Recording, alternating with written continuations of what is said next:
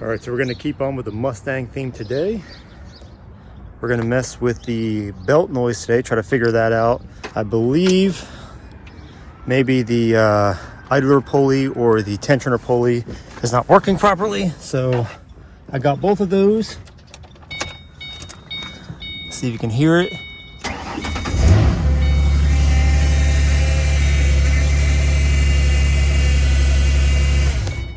So it's pretty loud.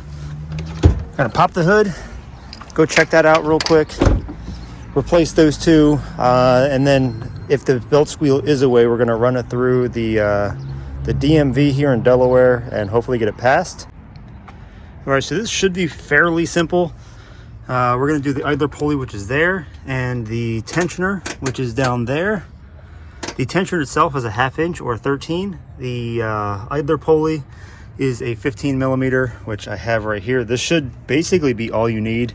Torque wrench, I believe the tensioner is like 35 foot-pounds. I'd have to look up the idler pulley. They're all fairly simple to get to, so I'm gonna set you up and get started. All right, so again, the first thing you're gonna wanna do is get down here, get this guy locked in. We're gonna wanna go to the off position. If we can find the correct, there we go, get in there. Take the tension off the belt. Okay, or not.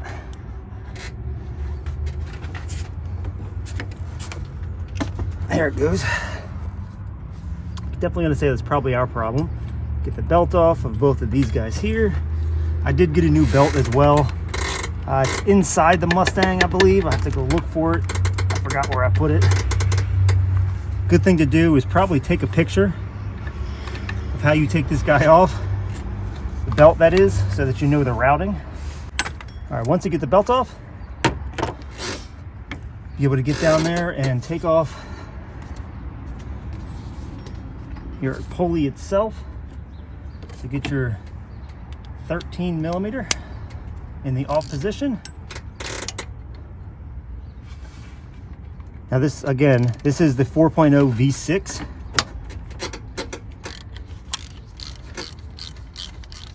Grab this guy, take this guy off. This isn't a very hard or a very tedious job. It's actually fairly simple to do this whole job right here. I do recommend getting new hardware or new bolts. However, when I went to AutoZone and Advance Auto, they did not have replacement bolts for the crank, or excuse me, the idler or the tensioner pulley. So I'm hoping mine are not bad. I'm going to reuse them. It's only 35 foot-pounds, so it shouldn't be that bad. Okay. Once you get it out, you can look at it. That one's kind of catching a little bit, making some grindy noises. This guy's pretty beat up, but you can see it has this little tab on it right here.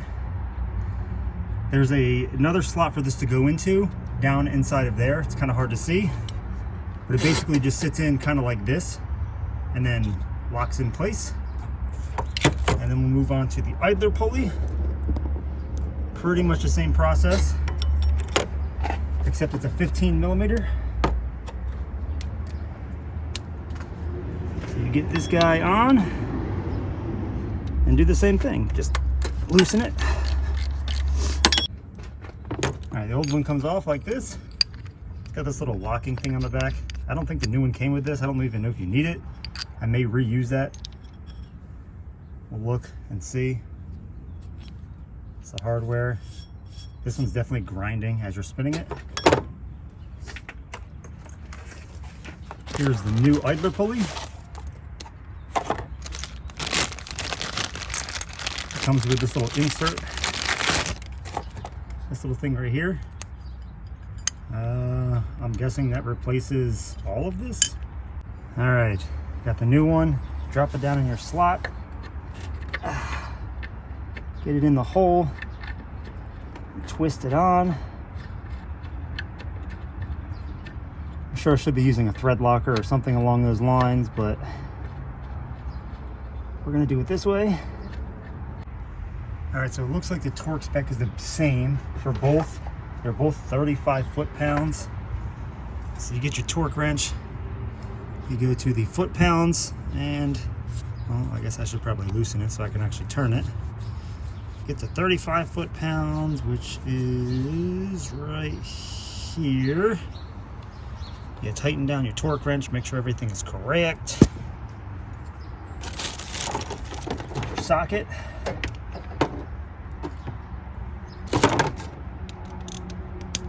Make sure it's in the on position. That is the off position, that is the on position. Get it on.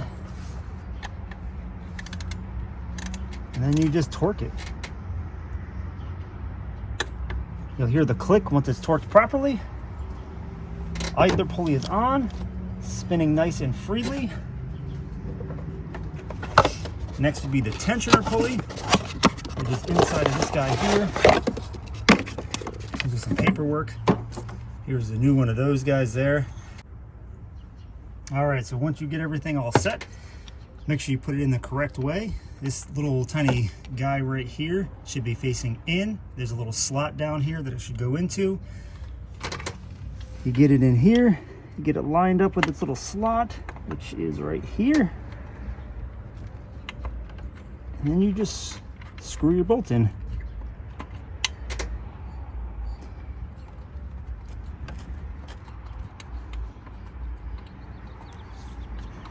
You can do this whole thing with literally just 3 tools.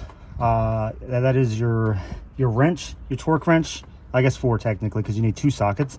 2 sockets, a torque wrench, and a 3/8 ratchet wrench, or a 3/8 wrench.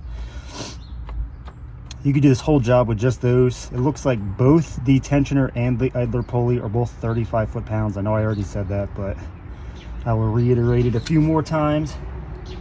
What did I do with the torque wrench? Torque wrench is here.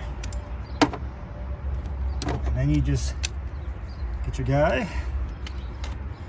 Make sure it is lined up with its hole. Feels like it is.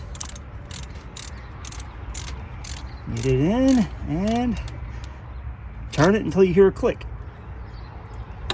And there it is. I don't know if you can hear that or not, but there's your click. This is the new belt. Pull off the old belt. Make sure that you double check to make sure that the old belt and the new belt are the same.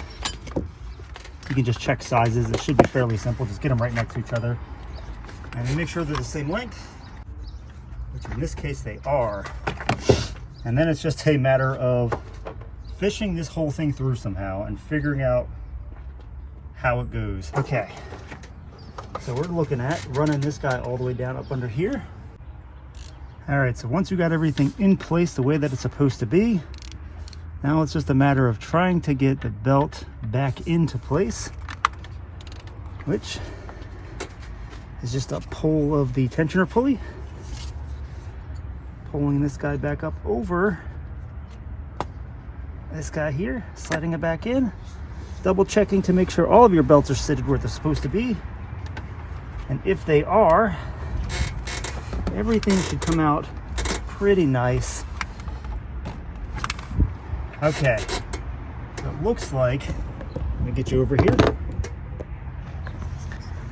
Looks like everything's on pretty good. This is a little off over here, but that should straighten itself back out. We're on down there. I'm not sure if you can see that or not. You're on that one, you're on the crank. Everything looks good, okay. All right, well, it started to rain and the camera died right before I started it. So we'll try again. It did already start. I already did this whole process. I wasn't paying attention to the camera being dead already. I did take it through the DMV. It did fail. However, it only failed because it was not ready. The systems weren't ready. I did the battery a while ago and had forgot about it. So the systems weren't ready. We'll start it up. And as you can see, it's quiet as can be. So I'm gonna mark that down as a success. So I guess that's gonna do it for this video. I will see you guys in the next one.